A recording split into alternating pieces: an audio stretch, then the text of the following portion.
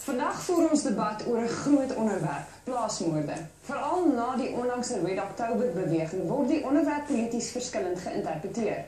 Kabous Meyering, iemand wat gereeld aan die stuur is van openbare gespreksgeleenthede, fasiliteer vandag se debat en ek gee nou oor aan haar. Dankie Alma. Ek dink hierdie spesifieke onderwerp het nie werklik veel van 'n inleiding nodig nie. Dit is iets wat nou al deel van die politieke tydsgees geword het. Hier om die tafel sit Sunette Bridges, sanger en aktivis, Dr. Johan Burger, senior navorser by die Instituut vir Sekuriteitsstudie, en Harold Pakendorf, bekende politieke ontleder en ook nou al een van die inwonende ontleders by Dagbreek. Ek wil vir elkeen van die paneellede vra om in enkele sinne hulle standpunt te stel. Ons moet die kykers inlig wat hulle perspektief is wanneer ons hierdie breë tema op die tafel sit, plaasmoord. Kom ons hoor, Sunette, begin jy. Ons president sê kill the boer, kill the farmer, shoot them, rape the dogs. En elke liewe dag begrawe ons van ons mense. Tans is die koers 174 uit 100.000 boere wat vermoor word in Suid-Afrika, terwyl die koers vir die res van die land 31.8 is. Dit is gevaarliker om te boer as om 'n huursoldaat in Afghanistan te wees. Sure, dankie. Wie is volgende? Johan? Ja, wel, ek dink ek stem saam dat plaasaanvalle en plaasmoorde spesifiek 'n geweldige probleem is in Suid-Afrika op die oomblik.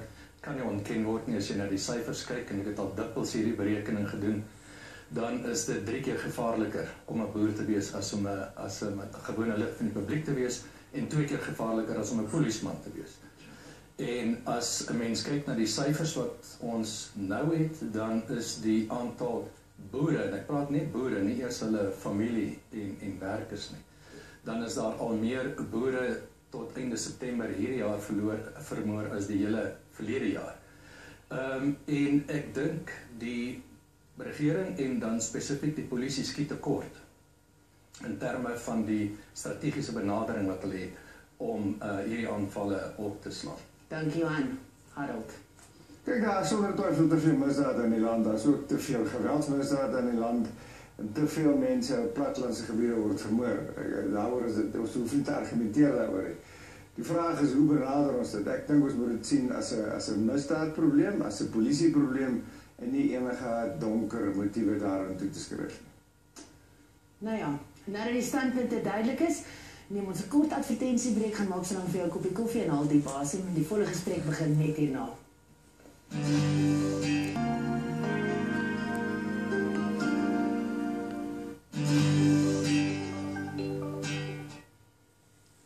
Welkom terug. Kom, ek begin by Harold het laas gesê donker motiewe net voor die handelsflits. Sunette, as ons praat oor donker motiewe ensovoorts, is plaasgeweld 'n rasse of 'n klasse kwessie? Ongelooflik baie mense wil dit afmaak as 'n klasse kwessie, maar daar's 126 lande op 'n lys van 225 wat slegter finansiëel af is en waar daar 'n groter klasseverskil tussen arm en ryk is as in Suid-Afrika. En ons is 'n meer gewelddadige land as enige van hulle. Net hier in ons onmiddellike omgewing het ons Angola, Nigerië, Indië en Kenia wat 'n laer inkomste per capita het as Suid-Afrika, aansienlik laer. Ek bedoel, daar's van wat 194 op daai lys is. En hulle het nie die helfte soveel moorde per 100.000 as wat ons in Suid-Afrika het nie. So, om aan te hou sê dat dit armoede is wat maak, dat iemand 'n tannie van 84 met 'n strykyster doodbrand en dan met kookwater martel en dan haar verkrag en 'n 11 jaar oud seentjie verdrink in 'n bad kookwater, want hy's arm en hy vlug met 'n selfoon. Maar jy sê mos nou iets anders, jy sê mos nou, omdat hulle swart is, doen hulle hierdie goeders. Dit is waar die rassekwessie inkom. Dit is omdat hulle swart is, dat hulle juist wit mense so uitmoor. Die implikaties zijn dat zwart mensen dit nooit aan alle zwart mensen sal doen, of is ek verkeerd? Nee, natuurlijk doen hulle dit aan hulle eie mense. Maar hulle doen dit 174 uit 100.000 keer aan 'n boer. Nou maar okay, die vraag is dan, sal wit mense dit aan swart mense doen? Ek het nog geen geval ooit gesien waar 5 wit mense in die nag in swart mense se huis gaan inbreek, hulle oumas verkrag, hulle babas doodmaak met pangas en hulle kinders verdrink en vlug met 'n selfoon. Goed, daar bestaan geen so voorbeeld nie. Vir Sunette is dit 'n rassekwessie. Harold, as jy dit vergelyk met ander lande waar die klasseverskille verskil, wat is die oorsaak van ons verlede op hierdie situasie? Speel dit 'n rol? Ek dink sonder twyfel speel dit 'n rol. Dit speel ook 'n rol dat blankes in hierdie geval boere, en ek neem aan ons praat hoofsaaklik van wit Afrikaanssprekendes, daar's baie ander Afrikaanssprekendes ook in Nederland, die meerderheid. Die meer grond besit as die ander, dit is histories so, en dat daar gevoel is daaroor. Mense sien dat baie min, as ek reg onthou, Johan sal seker dit kan sê, dat baie min van die moorde het te doen met mense wat die mense ken, wat hulle vermoor van wie hulle iets steel. Dit is nie eintlik plaaswerkers wat plaaseienaars doodmaak nie. Dis dikwels mense wat uit die townships kom en dan soontoe gaan en die misdaad pleeg. So die verlede het sonder twyfel daarmee iets te doen.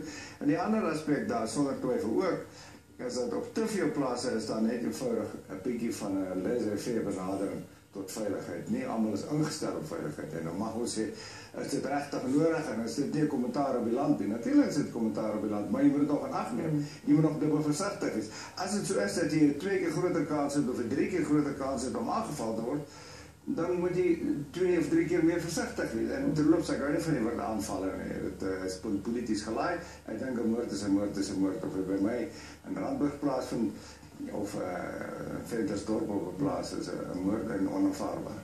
Goed, ons gaan nou kom by die gebiede waar dit plaasvind. Jan, ek wil net vir jou vra, as ons dan nou praat oor polities gelaai en sulke terme, hoe moet ons eintlik met statistiek omgaan? Is ons nie besig om onverantwoordelik met statistiek om te gaan nie? Kyk, statistiek is eintlik maar net een hulpmiddel in die ontleding van 'n probleem soos misdaad. Daar's baie ander goed waarna ons kyk as jy navorsing oor hierdie goed doen. Die rol wat statistiek hoofsaaklik speel, is dit gee vir jou, veral as jy dit oor 'n lang termyn doen, dan gee dit vir jou tendense. En tendense is baie belangrik om te bepaal in watter rigting beweeg ons. Werk jou planne, werk dit nie? Waar is daar uitskieters waarna jy spesifiek moet kyk? So dit is wat statistiek doen. Wat is die tendense? Maar as jy gaan kyk na ons misdaad in die algemeen, dink ek dat ons het 'n probleem. Jy weet, ons misdaad het in elk geval die laaste klompe jare op baie hoë vlakke geboer. Maar in 2003 het ons die hoogste punt wat ons algemene misdaad betref gehad. Sedertdien het ons 'n afname gehad van omtrent so 25%. In die laaste 3 jaar, voor laas jaar, het ons misdaad op min of meer dieselfde vlak gebly. En toe die 2012-2013 jaar het alles weer begin styg. En ek hoor wat Harold sê oor plaasaanvalle, is nou maar 'n term wat ingeburger geraak het. Dit is maar dieselfde as huisroof. Dis 'n plaasroof. Dis 'n roof wat op 'n plaas gebeur, net soos wat daar 'n roof in 'n huis gebeur. En as jy na die problematiek rondom hierdie goed kyk, dan dink ek, ons het al reeds verskeie kere uitgewys dat die oorsake van hierdie goed is al deurtrap. Daar was byvoorbeeld die ondersoekkomitee na plaasaanvalle wat in 2003 hulle verslag uitgebring het. En hulle het bevind by die polisie oor jare al reeds gesê, 89,4% van daardie aanvalle was gemotiveer deur roof, gierigheid, mense wou gaan steel. Die ander 10% word opgemaak deur goed soos byvoorbeeld wraak, rasisme. Dis nie goed wat bewys kon word. Ek praat nou van feitelike bewyse wat gevind kon word. Die res kan ons oor spekuleer, maar as jy gaan kyk na moord in Suid-Afrika in algemeen, dan weet ons dat 80% van die mense wat vermoor word is nie wit nie. Die meeste van die vermoordes is jong swart mans. Die meeste aanvallers is ook jong swart mans. Daarom sien jy met huisrowe, plaasrowe, dat die aanvallers is waarskynlik jong swart mans. Dit wek die indruk, omdat die aanvaller swart is, die slagoffer is wit, wek dit die indruk by baie mense dat dit is rassisties gemotiveer. Nou kyk julle doen navorsing per capita, né? Dit is 'n ander manier om daarna te kyk. Dis korrek, ja. Ja. So net ek weet jy wil reageer, ek wil sommer gou vir jou iets vra oor. Ja. Hierdie lyste wat jy het, oor die slagoffers van geweld hierdie jaar. Van hierdie lyste is feitelik onkorrek, joune nou nie, sê jy. Maar Harold het gesê moord is 'n moord is 'n moord. Een van die mense op die lys is die persoon wat die Peperskonsert van 'n wal afgeval het. Sy het nie geval nie. Maar sy moet wel weet, as ons praat oor plaasgeweld en ons praat van 'n moord is 'n moord is 'n moord, wat bepaal hierdie lyste? Ek het Hierdie is 'n lys van swart op wit aanvalle waarin iemand dood is, waarin 'n blanke persoon dood is en die aanval, dis hierdie lys. En op hierdie lys sal jy sien dat die gemiddelde ouderdom van hierdie mense is 65, amper 70. En dat in 70% van hierdie gevalle absoluut niks gesteel word nie. So hoe dit mense dan kan sê hierdie word ekonomies gemotiveer. Hierdie mense is arm, hulle gaan maak mense dood. Hulle martel die kinders. Hulle kap mense uitmekaar met pangas. Hierdie lys is my eie. Elke liewe dag hou ek dit by, so die kan jy deurgaan. Ek is baie versigtig vir lyste wat op die internet verskyn, veral die wat behalwe Solidariteit se Afriforum se boek Treurgrond is baie goed nagevors. Is Treurgrond spesifiek oor swart op wit? Daar is al die swart plaasmoorde is ook in daai boek. Ja, maar en dit maak nie 0,2% uit van die aanvalle. Maak dit vir jou 'n verskil? Dit maak 'n reuse verskil. Dit maak 'n reuse verskil. Kan ek jou tog 'n vraag vra? Ons aanvaar vir alles wat jy sê is reg en ek verstaan jou emosie, maar nie heeltemal nie, maar probeer jou emosionele benadering verstaan. Is jy eintlik besig om te sê dat ergens is iemand beplan hierdie goeders. Ergens stuur iemand 'n boodskap. Waarskynlik 'n politieke boodskap deur 'n politieke leier wat sê julle moet swart mense moet wit mense gaan doodmaak. Natuurlik. Maar moet jy nie dan baie bekommerd wees want die boodskap kom nie baie goed deur nie want hulle misluk op geweldige groot skaal. Nee, dis nie waar nie. Hulle is nie besig om werklike volksmoord te pleeg nie. Hulle slaag nie daar nie. Jy weet nie wat die definisie van 'n volksmoord is dan nie. Wat is die definisie van 'n volksmoord? Die definisie van 'n volksmoord is nie 'n massamoord. Een nag vaar hulle in die strate en kap mense met pangas toe. As jy daarmee kan wegkom om dit sistematies te doen, met ander woorde vir 20 jaar al word blanke mense vermoor. Ons bevolkingssyfer is met 7% minder as 20 jaar gelede en hulle sin is met 36%. Maar daai bevolkingssyfer, hoeveel het dit te doen met immigrasie?